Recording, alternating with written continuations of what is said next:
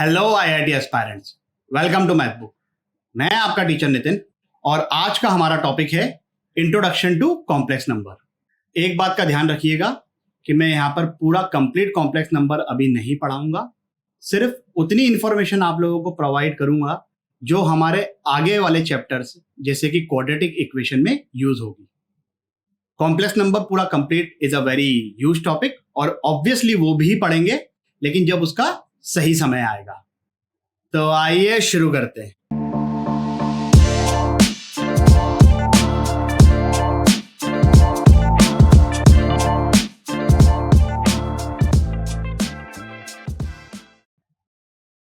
Necessity is the mother of invention. आवश्यकता आविष्कार की जननी है। तो हुआ यूं कि सबसे पहले नेचुरल नंबर्स आए, लेकिन फिर जरूरत पड़ी एक ऐसे नंबर की जिसका अपने आप में कोई मैग्नीट्यूड नहीं होता है। तब आए होल नंबर्स। फिर कुछ चीजें पॉजिटिव थी तो नेगेटिव को काउंटर करने के लिए इंटीजर्स। फिर चीजें फ्रैक्शन में आने लगी कि भाई कोई सिचुएशन ऐसी आ गई कि 5/2 क्या होगा। तब आए रैशनल नंबर्स।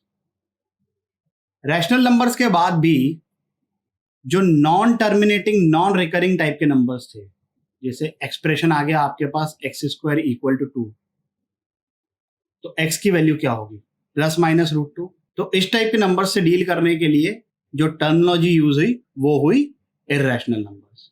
तो यहां तक के जो पूरी नंबर लाइन थी वो कंप्लीट हो गई, जिसको हम बोलते हैं रियल नंबर्स।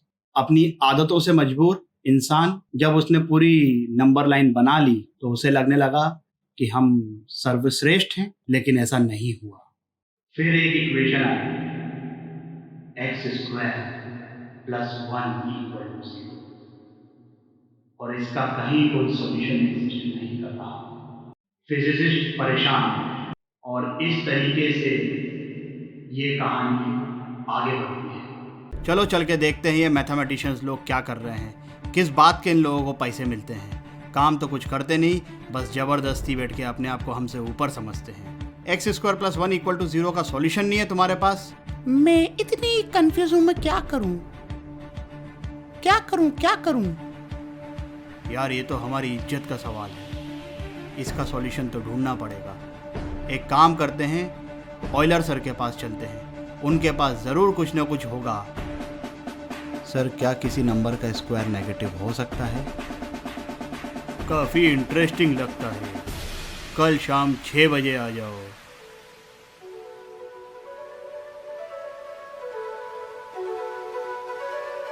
आज से एक नया नंबर अपन इंट्रोड्यूस करेगा। हा हा हा हा हा। चलो पार्टी करते हैं।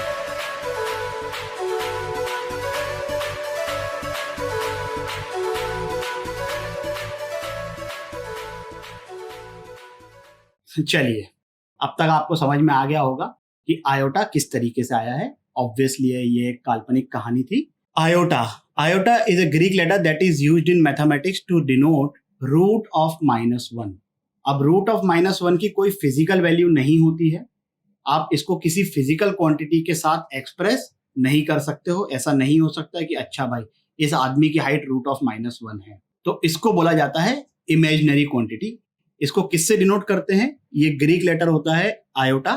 हम लोग ये इतना कॉम्प्लिकेटेड सिंबल नहीं बनाएंगे, तो हम आज के बाद या तुम अपनी टेक्स्ट बुक में या हर जगह पे जो कॉमनली यूज्ड सिंबल है आयोटा का वो स्मॉल आई है। इससे पहले कि हम आयोटा को डिटेल में समझें, यहाँ पर मल्टीप्लिकेशन के एक रूल को समझना बहुत ज्यादा जरूरी है ताकि कभी कोई कंफ्यूजन नहीं रहे।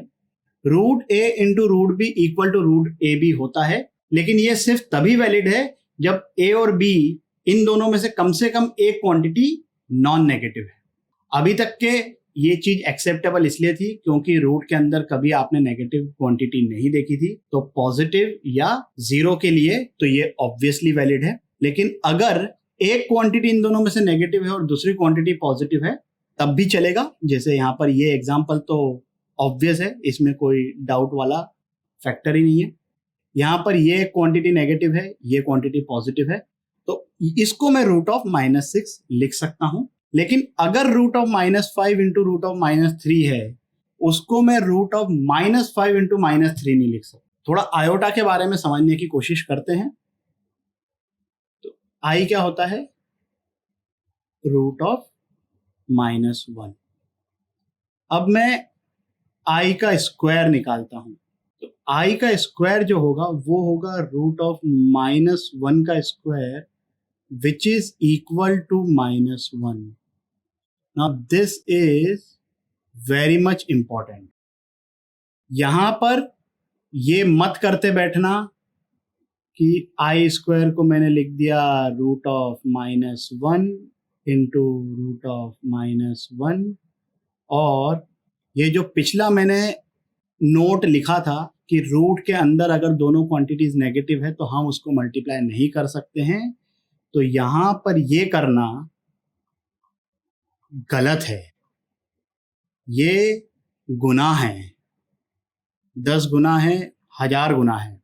तो फेसबुक पे आपको ऐसी पोस्ट देखने को मिल जाएगी जहां पर -1 को इक्वल टू +1 कर देते हैं वो लोग, और फिर सरकाजम पेज के एडमिन साहब उनको मेडल भी दे देते हैं, लेकिन ये गलत है।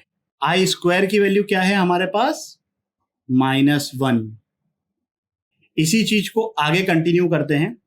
तो आई स्क्वायर के बाद अगर मैं आई क्यूब की वैल्यू निकालूं, आई क्यूब जो अपने नॉर्मल लॉज ऑफ इंडाइसिस होते हैं, आयोटा भी उन्हीं लॉज ऑफ इंडाइसिस को फॉलो करता है। तो i cube can be return as i into i square, या तो आप आई इंटू आई कर सकते हो, जैसी आपकी श्रद्धा। आई स्क्वायर की वैल्यू -1, तो ये आ गया -i।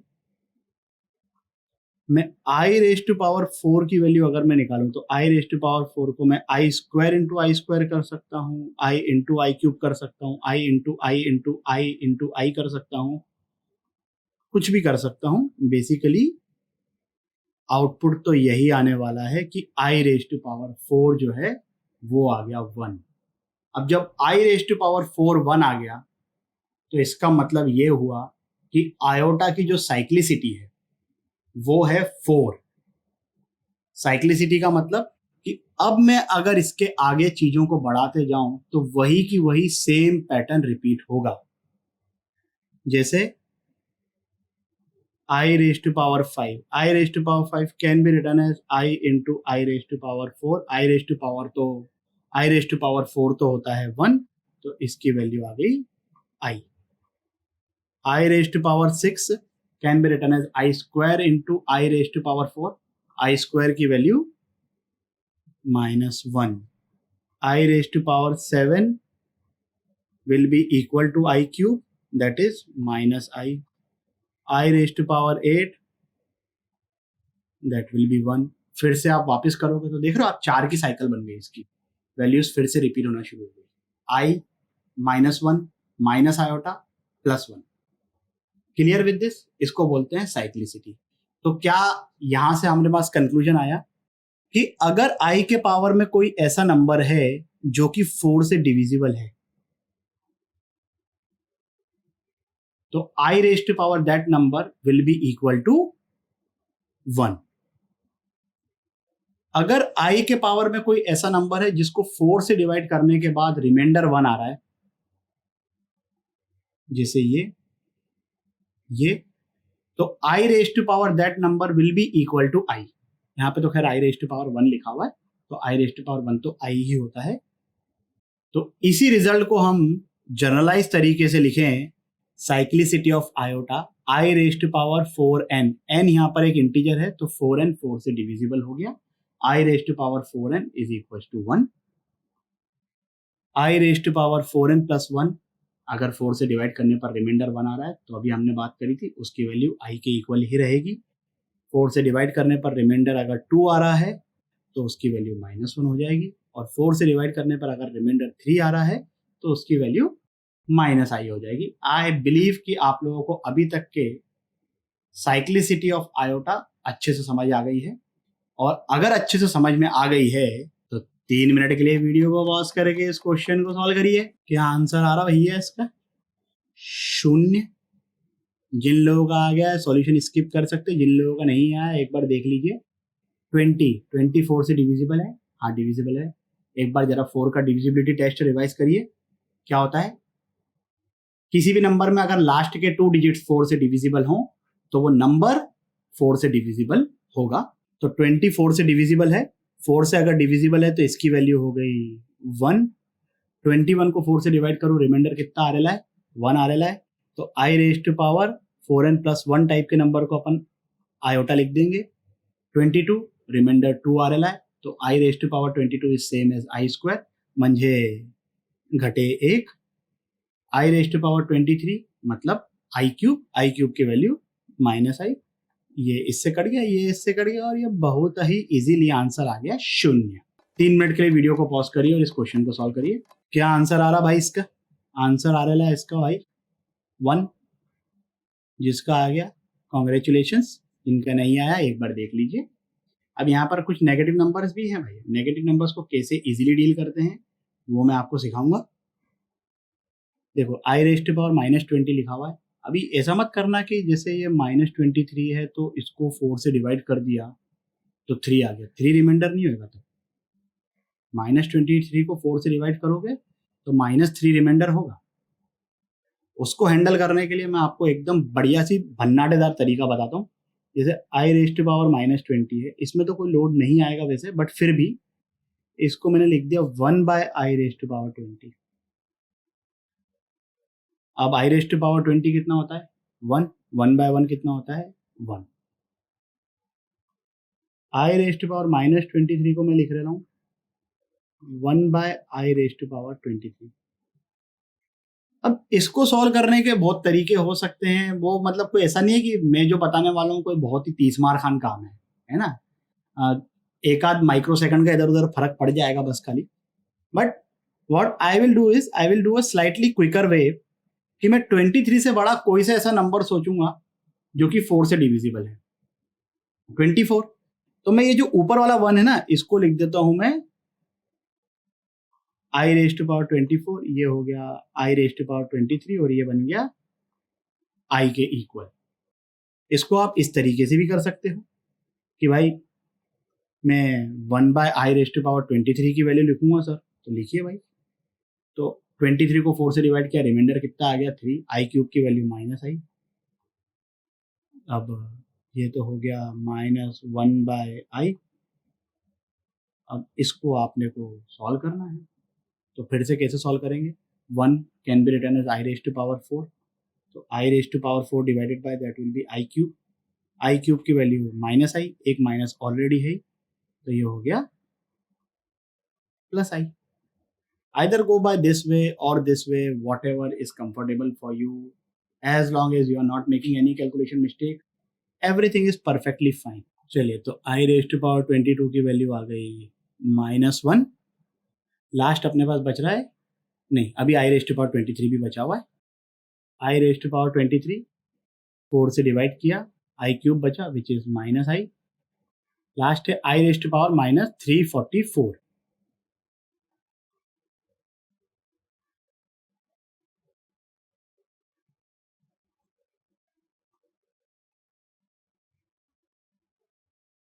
अच्छा, एक और चीज का ध्यान रखिए यहाँ पर। देखिए 4 की डिविजिबिलिटी क्या है, लास्ट के 2 नंबर 4 से डिविजिबल होते हैं कि नहीं होते, उस पर डिपेंड करता है। तो बेसिकली लास्ट के 2 डिजिट से पहले जितने भी डिजिट्स हैं they are actually insignificant when I am talking with respect to divisibility of 4।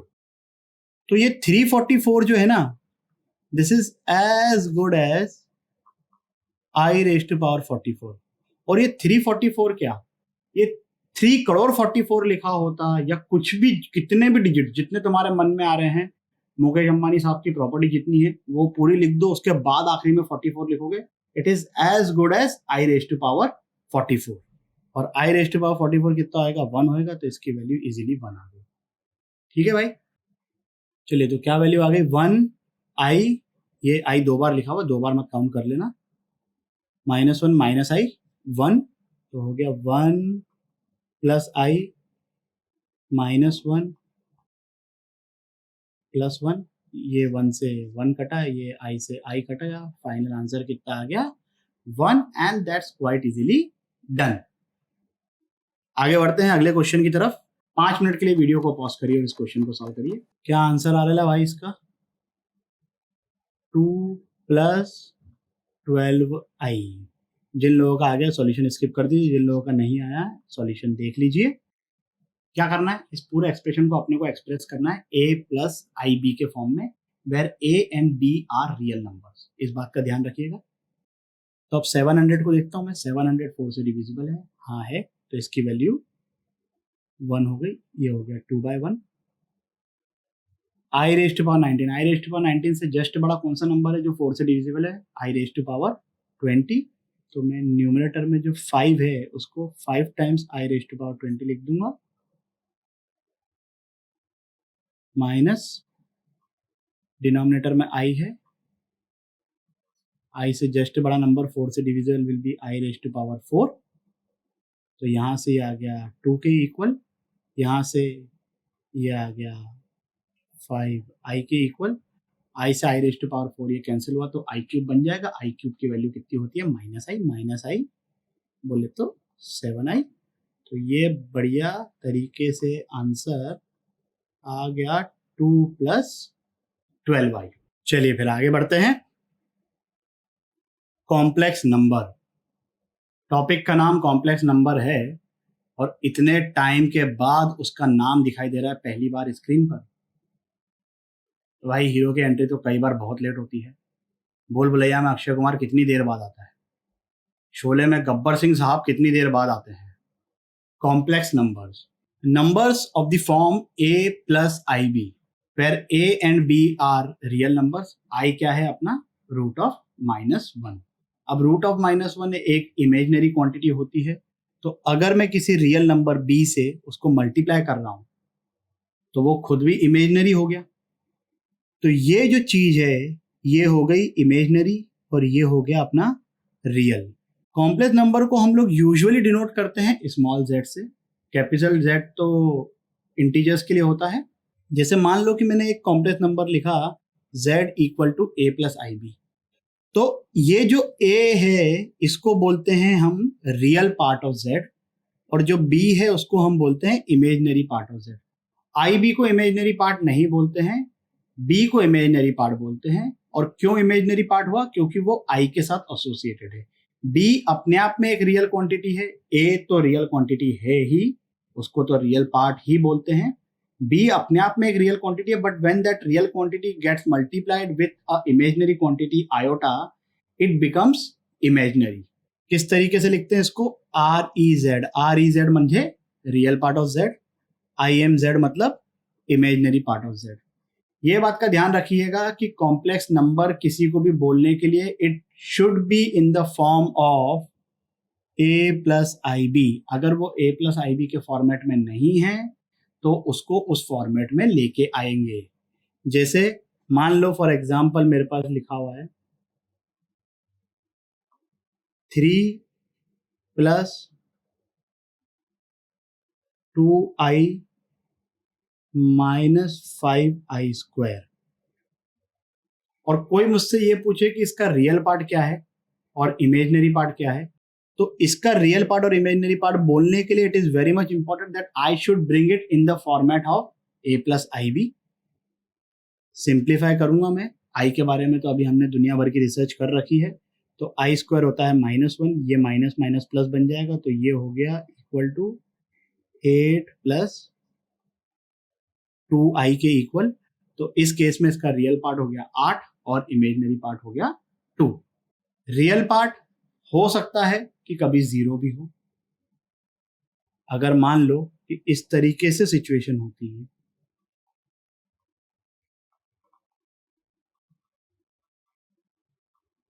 तो ये ऐसे आ जाता है, ठीक है भाई, रियल पार्ट 0 है और इमेजिनरी पार्ट 2 है। ए और बी रियल नंबर होने चाहिए ना, 0 तो एक रियल नंबर होता है। Even imaginary part can be 0। तो ये सवाल उठ रहा होगा आपके दिमाग में कि क्या अब तक जितने भी हमने रियल नंबर्स पढ़े हैं, जैसे कि अगर मैं बोल रहा हूं कि एक रियल नंबर है 5, तो क्या मैं 5 को 5 + 0i लिख सकता हूं? बिल्कुल लिख सकते हो। क्या 5 plus 0i a plus ib के फॉर्मेट में आ गया? बिल्कुल आ गया। तो क्या ये कॉम्प्लेक्स नंबर है? Yes, it is complex number. तो कॉम्प्लेक्स नंबर क्या होता है? Complex number is a universal set जिसके सबसेट हैं रियल नंबर्स, इमेजिनरी नंबर्स। तो जो रियल नंबर्स हैं वो भी कॉम्प्लेक्स नंबर्स का पार्ट हैं, और जो इमेजिनरी नंबर्स हैं वो भी कॉम्प्लेक्स नंबर्स का पार्ट हैं। Complex numbers is classified into real numbers as well as imaginary numbers. यहां पर आप a प्लस आई बी में b को 0 कर दो और a को माइनस इन्फिनिटी से लेके इन्फिनिटी तक कुछ भी लिख दो, तो जितने भी रियल नंबर्स हैं वो सब कवर हो गए। अब a को 0 कर दो और b को माइनस इन्फिनिटी से प्लस इन्फिनिटी के बीच में मूव करा दो, तो जितने भी इमेजिनरी पॉसिबल कॉम्बिनेशन है वो सब कवर हो गए। तो जितने इमेजिनरी नंबर्स हैं वो सब कवर हो गए, जितने रियल नंबर्स हैं वो सब कवर हो गए। तो कॉम्प्लेक्स नंबर में सब चीजें आ जाती है। कॉम्प्लेक्स का मतलब इमेजिनरी नहीं होता है। Real numbers are also complex numbers. Clear with this? चलिए आगे बढ़ते हैं। अलजेब्रा ऑफ कॉम्प्लेक्स नंबर्स लिखे हुए हैं कुछ स्टेटमेंट, याद करने की जरूरत नहीं है, बेसिक अंडरस्टैंडिंग रखो। जैसे समझाता हूं मैं, एडिशन। अब अगर मैं दो कॉम्प्लेक्स नंबर को ऐड कर रहा हूं तो हमारा कॉमन सेंस क्या बोलता है कि रियल पार्ट के साथ ऐड होएगा, इमेजिनरी पार्ट के साथ ऐड होएगा। ये लिखा हुआ है यहाँ पे दुनिया भर के तामझाम करके कि अगर एक कॉम्प्लेक्स नंबर है a plus i b, plus को मत बोलना, ये ए आई बी नहीं है, ये सी आई डी नहीं है, a plus i b c plus i d. अब अगर इन दोनों को ऐड करूंगा, इसका रियल पार्ट a है, इसका रियल पार्ट c है, a प्लस सी आ गया। इसका इमेजिनरी पार्ट b है, इसका इमेजिनरी पार्ट d है, ये आ गया। उसी तरीके से सब्ट्रैक्शन करूंगा तो रियल में से रियल को सब्ट्रैक्ट करो, इमेजिनरी में से इमेजिनरी को सब्ट्रैक्ट करो, बीच में प्लस साइन आएगा, गलती से माइनस मत लिख देना। जब मल्टीप्लाई कर रहे हैं तो जिस तरीके से हम दो ब्रैकेट्स को मल्टीप्लाई करते हैं ये भी बिल्कुल उसी तरीके से है।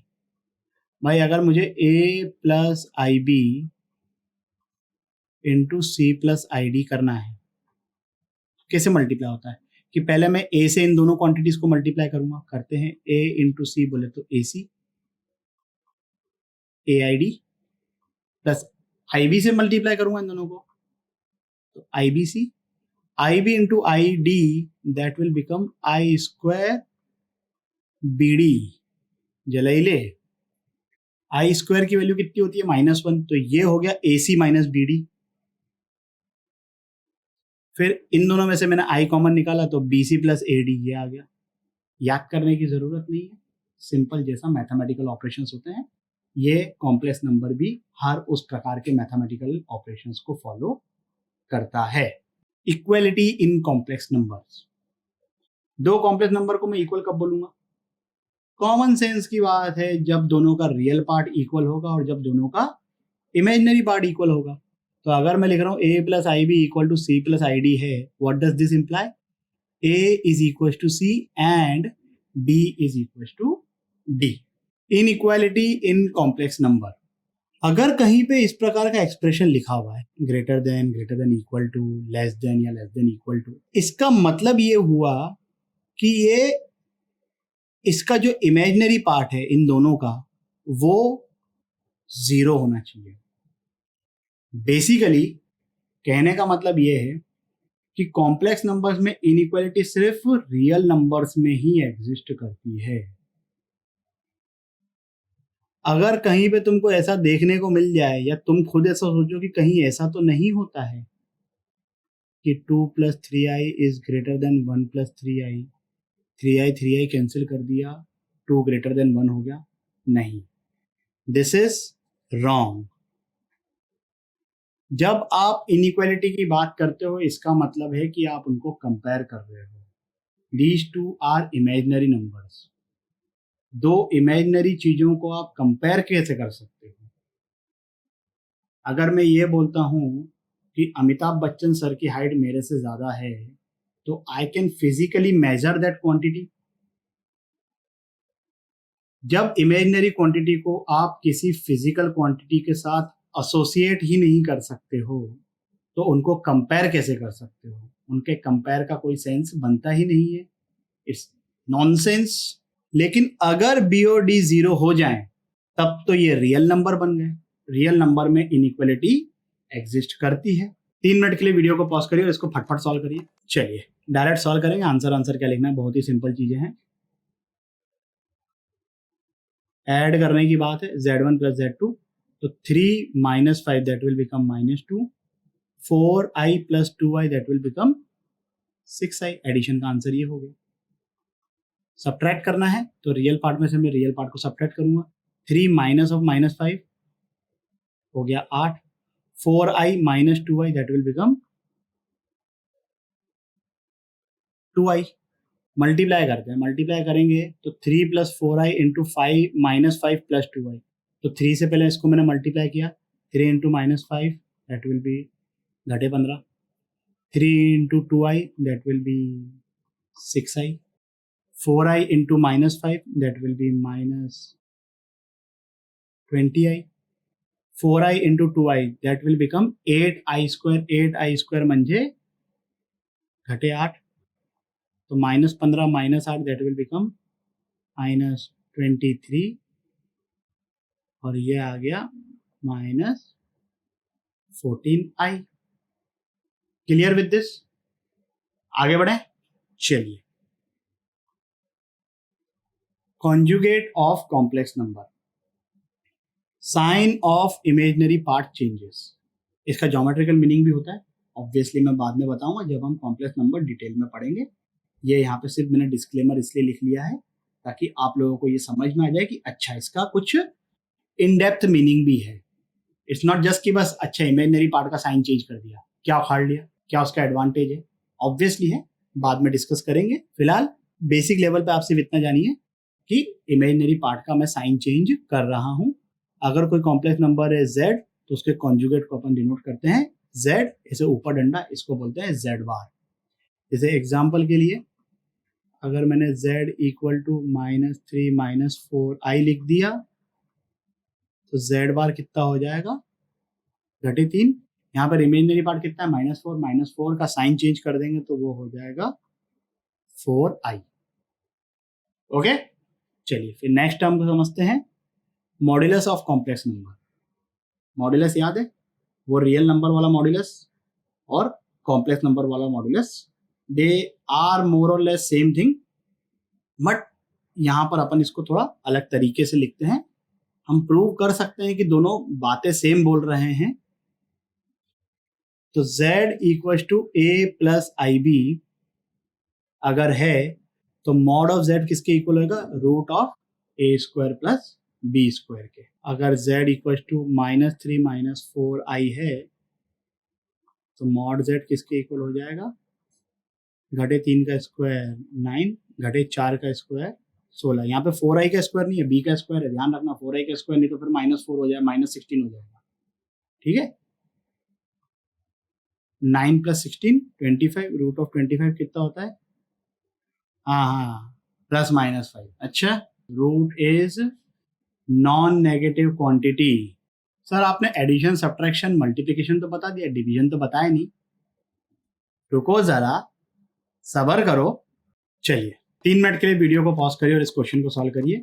क्या आंसर आ रहा भाई इसका? पहले पार्ट का आंसर तो बहुत ही सिंपल, दूसरे पार्ट का आंसर उससे भी ज्यादा सिंपल, -5 का स्क्वायर 25, 12 का square 144, so this is 25 plus 144 169, famous Pythagorean triplets. ध्यान रखिएगा, रूट इज नॉन नेगेटिव, ±13 मत लिख देना, आप पढ़ेगा। आगे बढ़ते हैं, एक बहुत ही ज्यादा इंपॉर्टेंट नोट, बहुत ज्यादा इंपॉर्टेंट नोट, ये आपको इसकी साइज देखकर ही समझ में आ जाएगा। z bar is equal to mod of z square, can be proved very easily. 3 minute के लिए वीडियो को पॉज करके इसको प्रूव करने की कोशिश करिए। चलिए क्या करेंगे भाई, एक कॉम्प्लेक्स नंबर में z ले लेता हूं और मैं जनरल कॉम्प्लेक्स नंबर लूंगा, कोई स्पेशल वैल्यू नहीं लेंगे। तो अगर ये z है तो z बार कितना हो गया, a माइनस IB। अगर मैं z बार कर रहा हूं तो a plus IB into a minus IB that will become a square minus IB का स्क्वायर, I स्क्वायर होता है -1, तो ये हो गया A square plus B square and that is equal to mod of Z square. बहुत ज़्यादा important चीज़ है ये, अभी नहीं, जब हम डिटेल में कॉम्प्लेक्स नंबर पढ़ेंगे तब ऑब्वियसली ये बहुत बार यूज होगी। फिलहाल this is the thing you have to use to divide a complex number by a complex number. Find the real and imaginary part of this. 5 minute के लिए video को pause करिए और इस क्वेश्चन को सॉल्व करिए। चलिए, क्या आंसर आ रहा है इसका? -1/5 प्लस 7/5 आयोटा। जिन लोगों का आंसर आ गया है सॉल्यूशन को स्किप कर सकते हैं, जिन लोगों का नहीं आया देख लीजिए। देखिए यहाँ पर मुझे इसका रियल पार्ट और इमेजिनरी पार्ट फाइंड करना है। रियल पार्ट -1/5, इमेजिनरी पार्ट 7/5 आ रहा है। Real part imaginary part find करने के लिए it is very much important that I should express this in the terms of A + IB। अब A + IB के फॉर्मेट में एक्सप्रेस करने के लिए जो डिनोमिनेटर में कॉम्प्लेक्स पना है इसका, उसको हटाना पड़ेगा। और कॉम्प्लेक्स पने को हटाने के लिए ये अभी हमने एक नोट लिखा है कि किसी भी कॉम्प्लेक्स नंबर को मैं उसके कॉन्जुगेट के साथ मल्टीप्लाई करूंगा तो जो आउटपुट आने वाला है वो एक रियल क्वांटिटी आ जाएगी। तो 2 माइनस आयोटा का कॉन्जुगेट कितना है? 2 प्लस आयोटा। और डिनोमिनेटर में तो ZZ बार मतलब mod of Z square, mod of Z square मतलब 2 का स्क्वायर 4, 1 का स्क्वायर 5, तो ये आ गया 5। न्यूमरेटर को कैसे मल्टीप्लाई करते हैं? 1 × 2, 1 × I plus 6I plus 3I square. 3I square की वैल्यू -3, डिनोमिनेटर में 5, 2 - 3 - 1, 6 + 1 7, और ये। अब अगर ध्यान से देखो तो हमने किया क्या है, यहाँ पर हमने इस कॉम्प्लेक्स नंबर को इस कॉम्प्लेक्स नंबर से डिवाइड किया है। इस वीडियो के लिए बस इतना ही। आशा करता हूँ कि आपको ये टॉपिक भी अच्छे से समझ आया होगा। अगर समझ में आया हो तो लाइक, कमेंट, सब्सक्राइब करें और अपने दोस्तों के साथ भी शेयर करें। अगले वीडियो तक के लिए सावधान रहें, सुरक्षित रहें। जय हिंद।